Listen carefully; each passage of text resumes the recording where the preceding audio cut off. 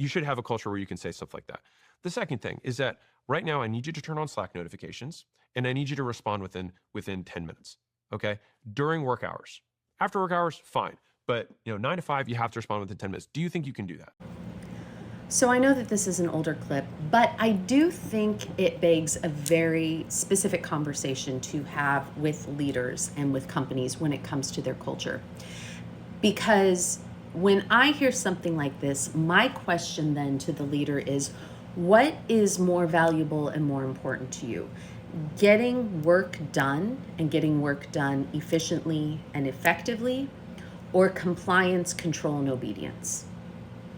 Because I can tell you right now, the idea that every Slack someone gets has to be responded to within 10 minutes, regardless of what's going on, is a very unrealistic standard to set for anyone.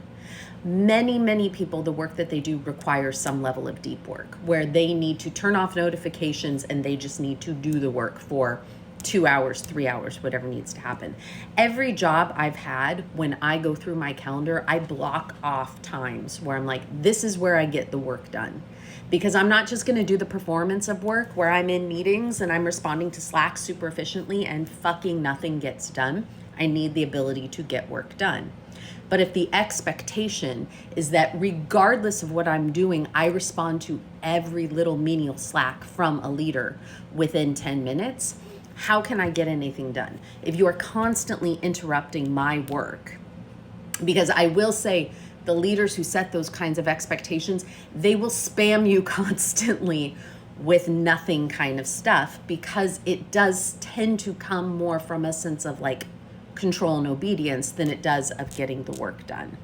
And I'm not going to assume that that's what he's talking about, because that was a part of a broader conversation around improving performance and improving the optics of certain employees and how to kind of get around doing pips without doing pips. But it's also a little bit about the culture there where you have a culture where you can't just say things to employees. Because a lot of what he talked about was telling them, if they look disheveled when they get onto a Zoom, making sure you're telling them, have the approved background, have on a collared shirt, and have your hair pulled back. Okay, you can have those conversations with people, but when it comes to culture, what other conversations are you having? Are you talking to this person about like, hey, this is what is being noticed. This is a little bit the reputation that's being developed for you here, but let's have a conversation about what's happening on your end and what we can do to ensure that you're delivering your best work, that you feel safe and secure to deliver your best work here, and that nothing that might be happening in your personal life or in whatever is going on is affecting your ability to do those things. That's a perfectly reasonable and empathetic conversation that you can have as a leader before you start issuing orders like answer every single Slack within 10 minutes. Because it really comes down, like I said, to what is more important to you. Nurturing your team to do their best work, which is in the benefit of the company at large, or having a team of obedient robots who do things the way you like things being done. Because those are two different goals, and those are two different people who will either thrive or fail under that kind of a culture. And it's okay to be honest about what it is that you're looking for. If that is what you're looking for, that's fine. That's up to you as a leader. That's up to you as the way you want to run your company. Just know that, like, if you're not getting the kind of people that thrive under something like that, you're going to have a very toxic company, because you're going to have this going on.